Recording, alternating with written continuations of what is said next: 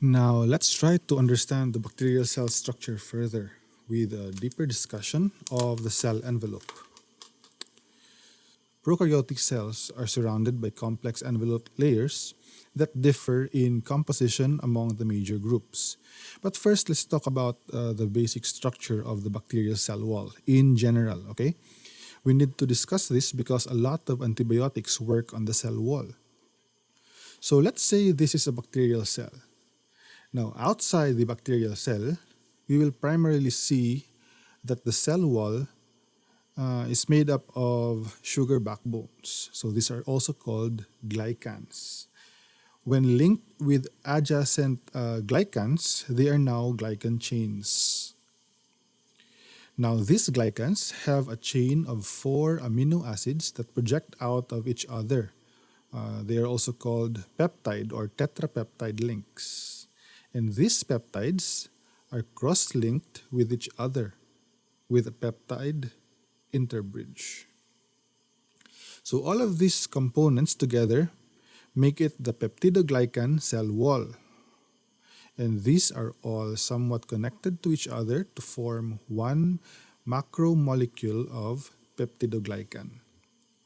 Now let's take one part of the cell wall and zoom in just so we appreciate the structure even further. So the sugar backbones are actually made up of 2 monosaccharides, NAM and NAG. So NAM stands for N-acetylmuramic acid and NAG stands for N-acetylglucosamine. So these are connected to each other in beta 1,4 linkages and are in alternate configuration. Now each NAM has a set of 4 amino acids attached. So these are the tetrapeptide chains. This is one basic unit of the complex, which repeats all over around the bacterial cell. Now to make the bonds even stronger, the tetrapeptide chains are also cross-linked together with a peptide interbridge. Okay? So that is the basic structure of the peptidoglycan wall. This is also called murine or mucopeptide. So when you say murine wall or mucopeptide wall or peptidoglycan or cell wall, they are all synonymous with each other, okay? So now, can you remember the single most important function of the peptidoglycan cell wall?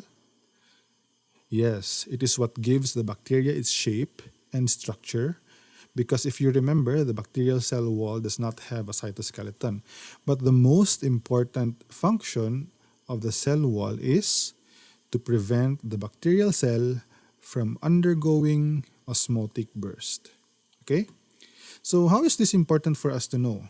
Remember, we have certain antibiotics that work by affecting the peptidoglycan cell wall. So it can be by damaging it or by preventing formation or synthesis of new peptidoglycan cell wall. Now, since you already have an idea of the structure of bacterial cell walls in general, let's talk about the rest of the bacterial cell envelopes, okay? So here we have 2 different bacterial cells. Both of them have similar bacterial cytoplasmic membranes. So these cytoplasmic membranes are similar to ours, no? In that they are made of bilipid bilayers. But one cell has a very thick bacterial cell wall outside the cytoplasmic membrane with up to around 40 sheets or levels of peptidoglycan. But the other kind of cell, however, has a very thin peptidoglycan layer, usually around 1 to 2 sheets only. But this kind, although it has a thinner cell wall, it has another extra bilipid bilayer outside the cell wall. Now, this second or outer cell membrane is different from the first, the inner cell membrane. So let me tell you how. The inner side is still made of the usual line of lipids with the fatty acids, okay? But the outer side has different elements. The outer side is made up of a compound of a couple of sugars or disaccharides with phosphates, making a phosphorylated glucosamine disaccharide unit. Now, this unit has long-chain fatty acids also, which are actually unique from the fatty acids on the other side. No? So altogether, we call this unit lipid A. Okay? Now, lipid A has a corona or crown made of polysaccharide with a fancy headdress of repeat units. Now, the crown is called the polysaccharide core, and the headdress of repeat units are called the O antigen. Okay? So it is also important to take note that the polysaccharide crown or the core is similar in all species of this kind of cell. But the O antigen, the headdress, the repeat units, are actually unique in each species. Okay, so take note of that. Altogether, lipid A wearing their corona and the headdress is called lipopolysaccharide or LPS. It is also called endotoxin. Alright? Also, the O antigen is highly immunogenic, meaning it causes our immune system to react, but it is not toxigenic. Lipid A, on the other hand, is toxigenic, meaning it causes damage, but it is not immunogenic. Okay? Other endotoxins, however, only have shorter antennas instead of headdresses. If so, they are called lipo-oligosaccharides or LOS instead of LPS. Then also, the outer membrane is actually connected to the peptidoglycan layer by molecules of an unusual lipoprotein. This lipoprotein is also the most abundant protein in this kind of cell. But there is a space between the inner membrane and the outer membrane with a peptidoglycan layer in between. And this space is called the periplasmic space. Okay, now let's go back to the other cell. Now, this cell doesn't have feathers or fancy headdresses, but it has long, curly antennas that span the cell wall, and which are made up of glycerophosphate or ribitol phosphate residues, and they are called teichoic acids. Now, there are two types of teichoic acids, no? Those that extend from the membrane or membrane teichoic acids or MTA, and those that extend from the peptidoglycan only, which are called wall teichoic acids or WTA.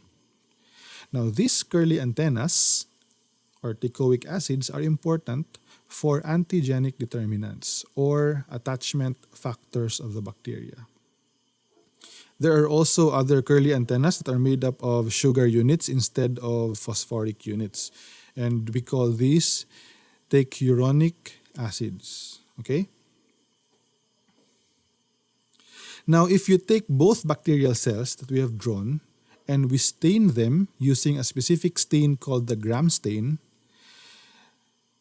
this cell would stain blue and the other cell would stain red. Okay? So this cell with the thick peptidoglycan layer will stain blue. This is actually the gram positive bacteria. The other cell, this other cell with the outer layer of cell membrane is the gram negative cell. By the way, another thing I need to add, peptidoglycan is a very porous layer, so it is highly permeable. The outer membrane of gram-negative bacteria, however, are not as permeable. So, to allow passive diffusion of low molecular weight hydrophilic compounds, it has special channels called porins. This is also important to know because this is actually This actually accounts for the relatively high resistance of gram-negative bacteria to some antibiotics because large antibiotic molecules are able to penetrate very slowly. All right? The number of porins also differ among different species. For example, Pseudomonas species have a very few number of porins. That's why this makes them even more resistant to many antibiotics. Okay?